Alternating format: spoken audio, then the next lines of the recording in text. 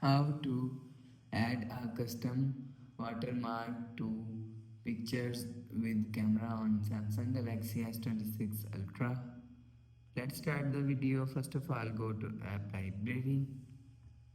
Here click on Camera app and click on this three dot icon and four dot icon and click on settings.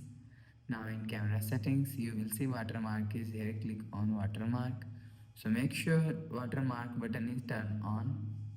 After turn on watermark, you will see if you want to customize and custom, you will see click on if you want to add model name and click on edit. So you will add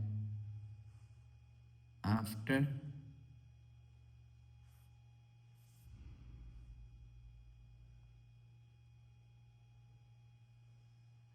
and add date and time.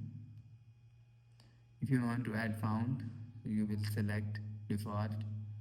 After the process, go back to home screen. So that's how you can add a custom watermark to picture with the camera on Samsung Galaxy S26 Ultra. If you like the video, please subscribe. Thanks for watching.